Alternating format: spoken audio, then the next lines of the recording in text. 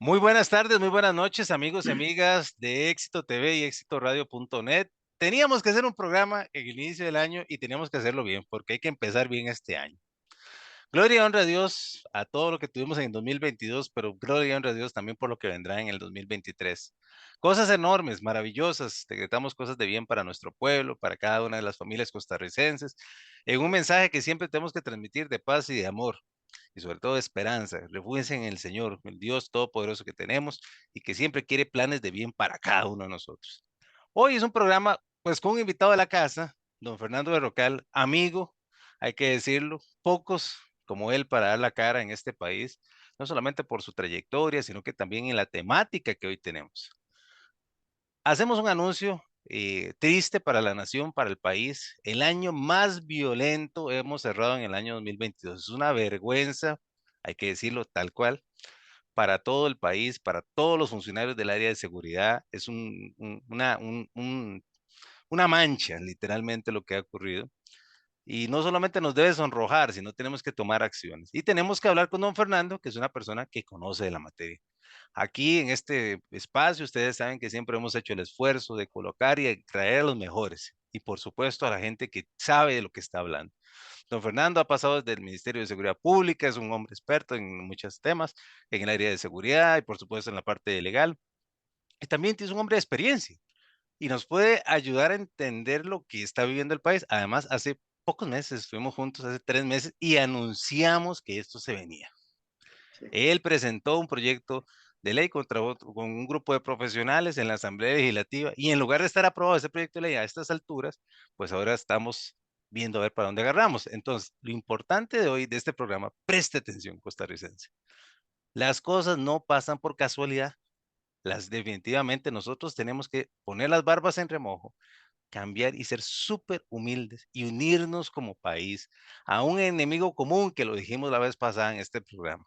Nos está rebasando, o sea, la violencia llega a todos y ya no se vale el dicho de desmeritar a los muertos diciendo, son entre grupos de la delincuencia. No, cuando vemos un joven, como lo sucedió la semana anterior, en donde lamentablemente muere en una parada de autobús por defender a su hija, perdón, a su pareja, que le estaban asaltando y que además de eso parece que le iban a hacer un abuso sexual.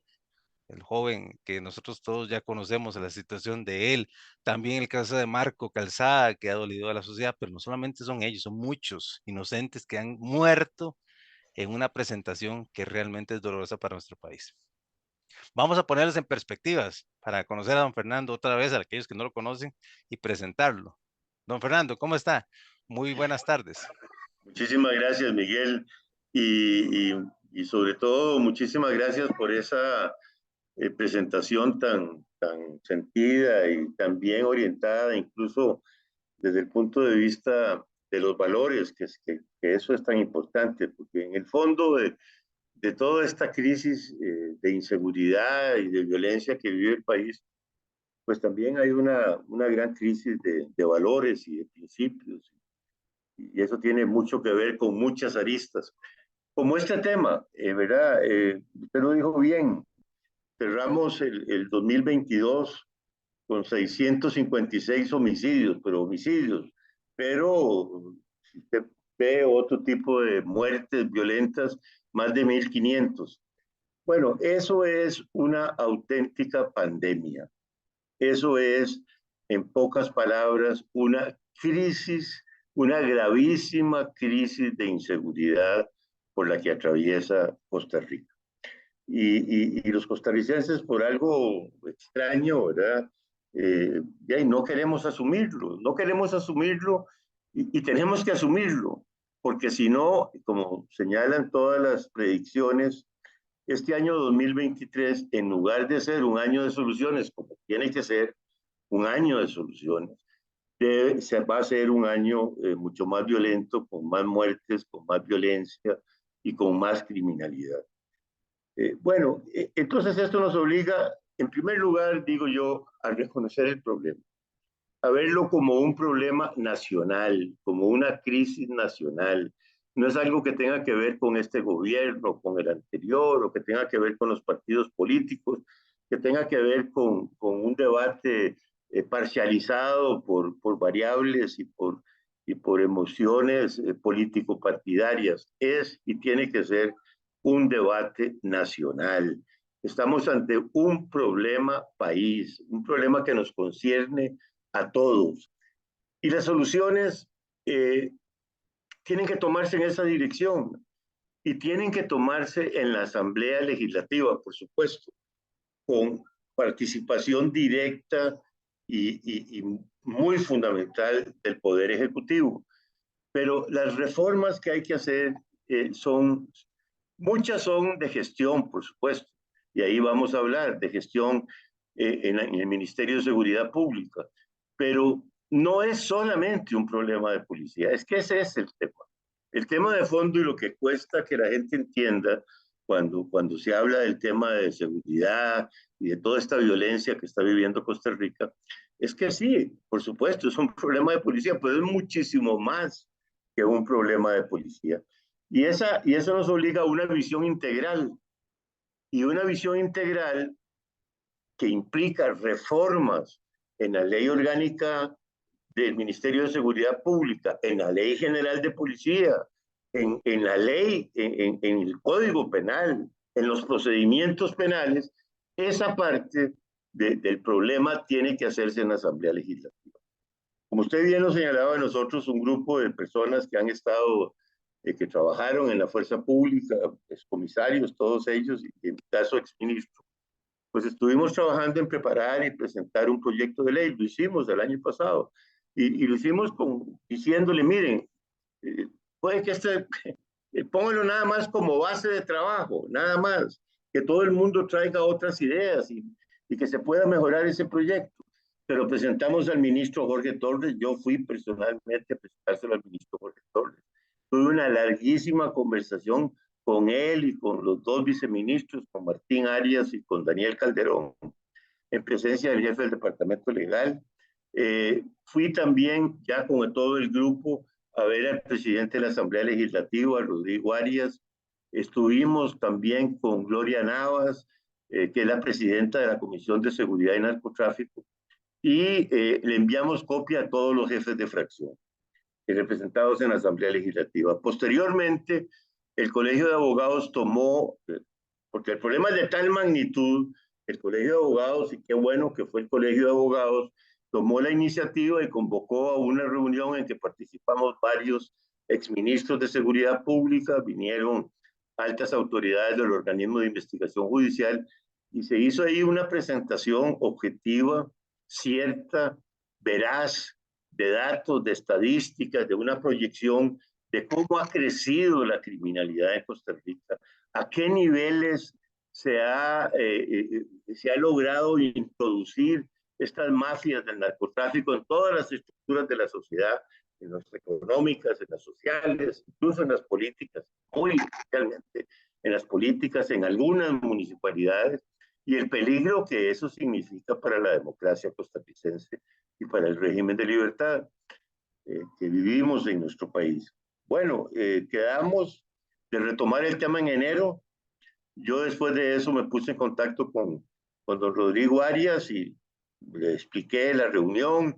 Lamentablemente, la diputada presidenta de la Comisión de Seguridad y Narcotráfico, Gloria Navas, se enfermó, pero la idea es que en enero nos volvamos a reunir. Y esto hay que verlo así, como un problema país, no como un problema que tiene que ver con un partido político o con un sector de la Asamblea Legislativa.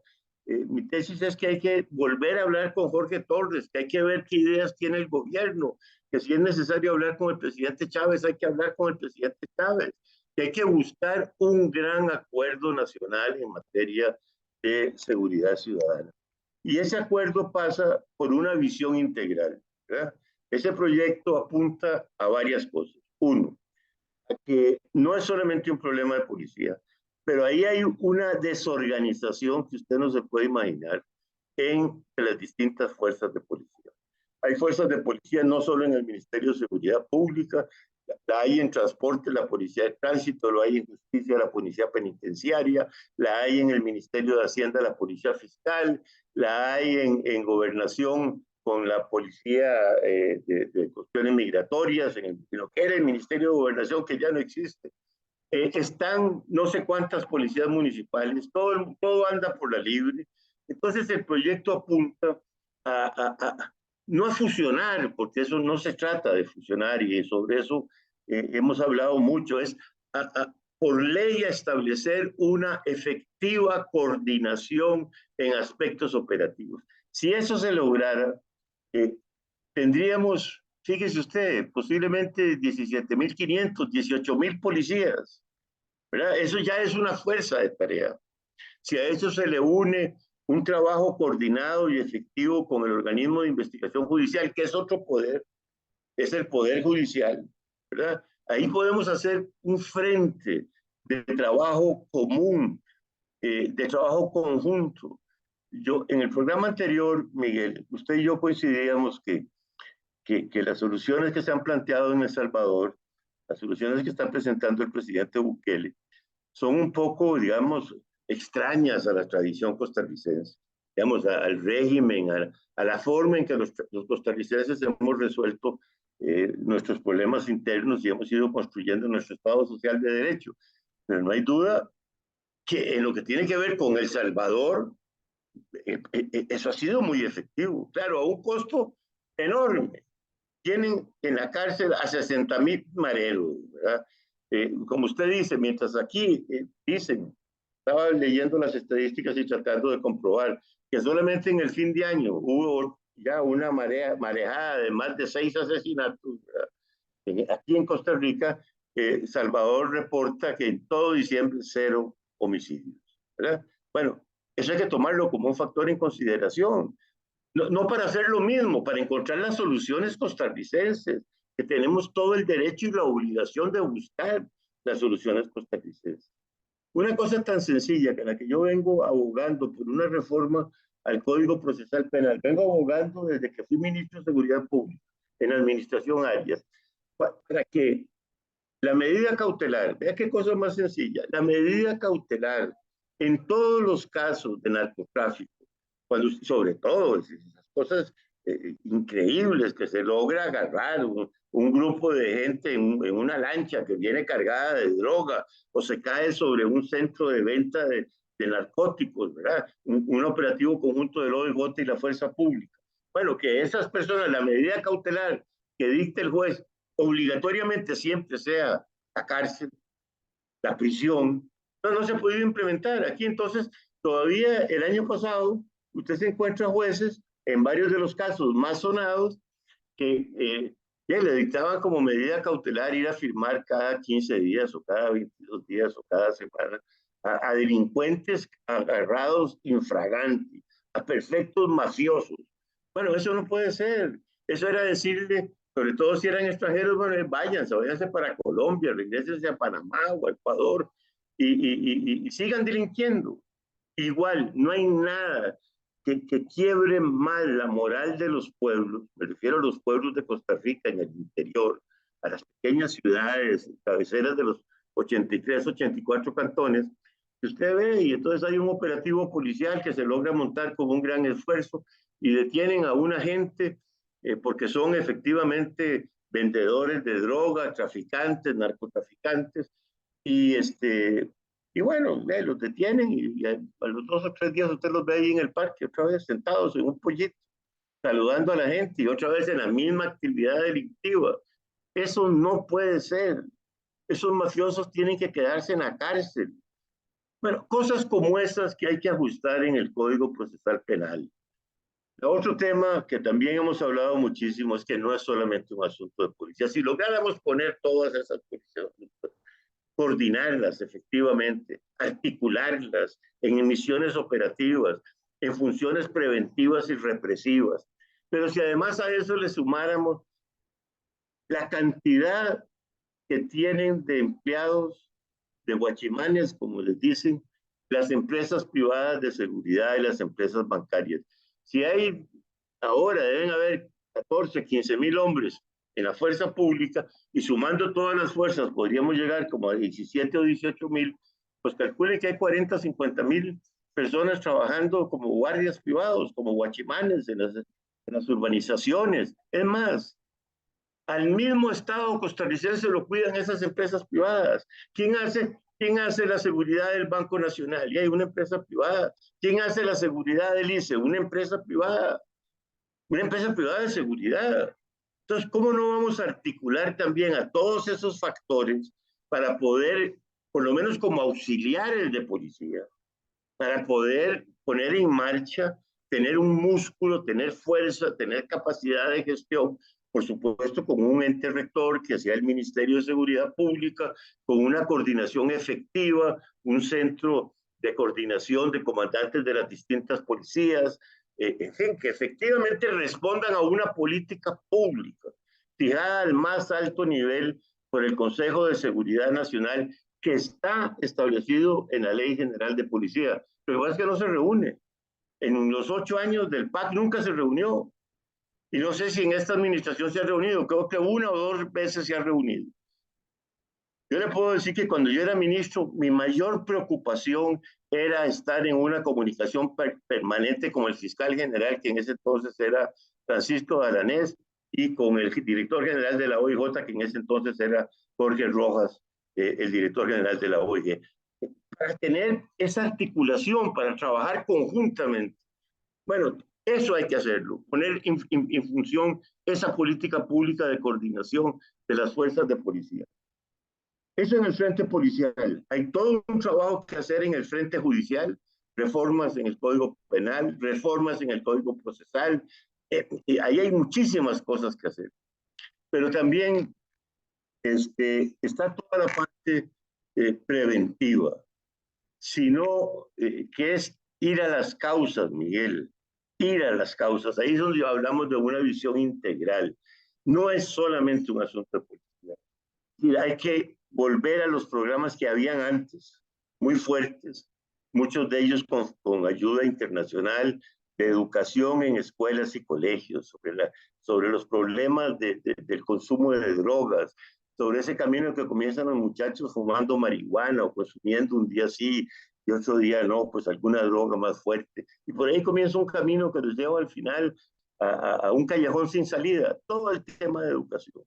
El tema de, increíblemente en Costa Rica, un país en el que se respetan los derechos humanos y en el que la gente, los muchachos que caen en problemas de adicción, las adicciones no son vistas en Costa Rica como un problema de salud pública. En la Caja Costarricense el Seguro Social no acepta tratar a la gente con problemas de adicciones, ni siquiera de alcoholismo, consumo de drogas, ¿no? Como si no fuera un problema, como si fuera un problema criminal. No, no es un problema criminal, es un problema de salud pública. Así es considerado por la Organización Mundial de Salud, así se considera en los países más desarrollados. Ahí hay que hacer un gran esfuerzo y ese esfuerzo pasa necesariamente por fortalecer una gran cantidad de organizaciones no gubernamentales, las ONGs, algunas de ellas laicas, muchas de ellas religiosas, que hacen un trabajo excepcional, extraordinario, de recoger muchachos, de prepararlos. Ahí hay que coordinar programas con el INA para darles un instrumento, para educarlos, para hacerlos técnicos en diferentes áreas, para darles instrumentos para que puedan sobrevivir en la sociedad y encontrar un trabajo decente y ser arquitectos de su propio destino. Y no que esos muchachos de las barriadas caigan ya en las manos del narcotráfico. Algunas veces he dicho yo que, por ejemplo, hay zonas en que es más importante hacer un polideportivo o poner o alumbrar una calle que poner una caseta de policía. Por ejemplo, estimular el deporte, estimular ahí hay un trabajo enorme que hacer con las organizaciones comunales. Si todo eso se logra enfrentar con esa visión integral, articulada por un Consejo de Seguridad Nacional presidido por el presidente, de la República, en que esté el ministro de Seguridad, el ministro de Justicia, en que esté también el presidente de la Sala Tercera, que es la sala criminal del poder Judicial, en que esté el presidente o la presidenta de la Comisión de Seguridad y Narcotráfico, por las leyes que hay que pasar, en que se puede invitar al fiscal general de la República, en que se puede invitar al director general del OIJ, en fin, transformar todo esto, esta lucha ponerla en una visión integral, como una política pública de Estado, dándole toda la prioridad que tiene y con un esfuerzo coordinado cuyo ente rector, me parece a mí, tiene que ser el Ministerio de Seguridad Pública, porque es el que lleva la batuta en esta guerra. Ahí está la Escuela Nacional de Policía.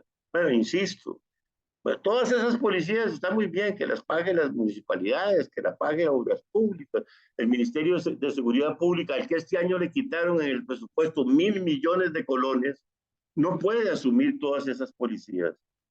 No tiene presupuesto. No importa que presupuestariamente sigan en otros ministerios, pero que estén articulados, que por ley estén obligados en la parte operativa a trabajar conjuntamente bajo un mando uniforme dirigido por el director general de la Fuerza Pública, como tiene que ser.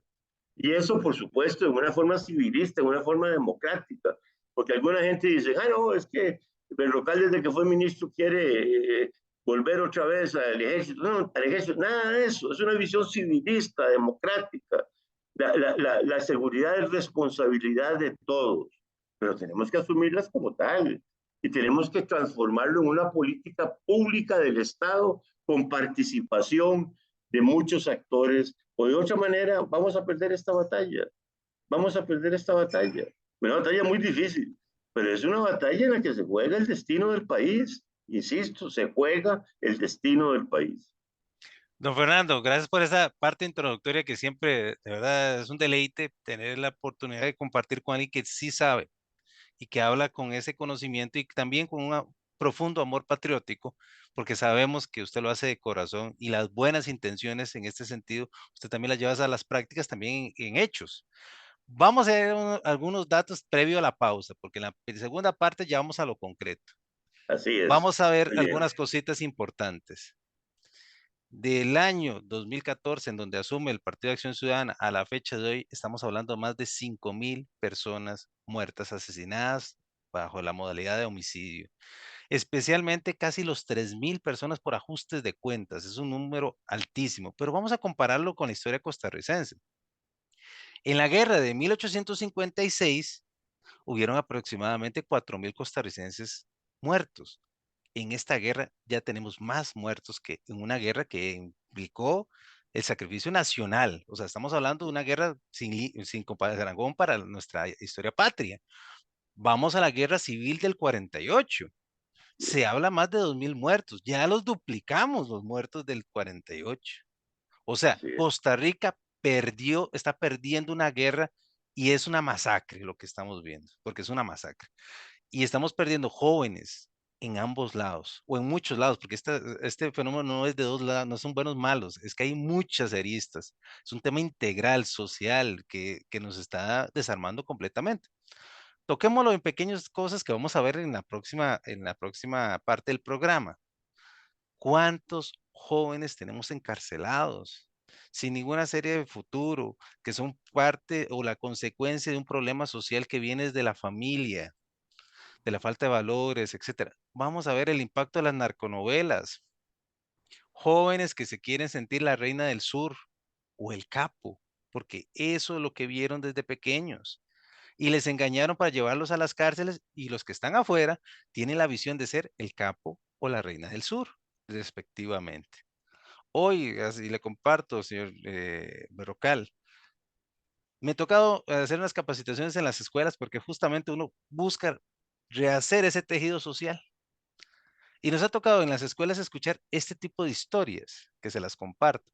Maestros de escuelas que nos dicen que niñas y niños desde muy pequeños son expuestos por sus padres para ser el novio o la novia del capo o digamos, la que controla el cártel del barrio desde niños en un modelo que está pegando en los precarios y especialmente en las zonas más violentas de este país. Llámese San José, Punta Arenas y Limón, que son las más deprimidas y que durante años no se ha hecho el trabajo en el tema social. Un desastre a nivel de desigualdad social. Pero no solamente se queda ahí, sino que también encontramos ya desde muy pequeños jóvenes que el sistema educativo los expulsa y ¿a dónde van? lo tratamos aquí en un programa de lo que sucede en Quepos, donde van directo al narcotráfico, que los recibe porque el sistema educativo los expulsa. Entonces, volvemos al mismo sistema. Esto es un círculo vicioso. ¿Por dónde pasa esto? Por educación, por mejores oportunidades. No solamente es violencia para derramar, porque vea el caso de México, la guerra del narcotráfico en México ha traído más muertos que la solución. Y también hay otro de los temas que tenemos que tocar en la segunda parte de este programa que le llamamos, es el tema de que El Salvador hizo esos cambios, pasó de 3.500 muertos hace pocos años a hoy menos de 500. O sea, realmente hay que decir, El Salvador lo está haciendo bien en ese sentido para los intereses de los salvadoreños. Pero el tema es que ellos hicieron cambios en las cúpulas de la policía. Y esos cambios son necesarios aunque no les guste a las cúpulas costarricenses. Lo que no está dando buenos resultados es un deber patriótico dejar ese puesto y dejarlo para alguien más, porque hay gente que está aferrada a los puestos.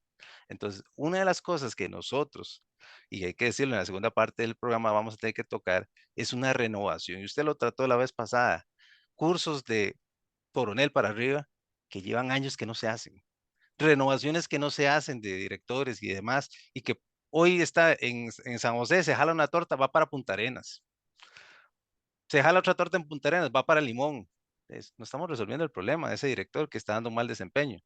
Lo que estamos dando es trasladando el problema a otro lugar, igualmente. Todo eso lo vamos a tratar en la segunda parte de este su programa. No se mueva, ya volvemos. Gracias.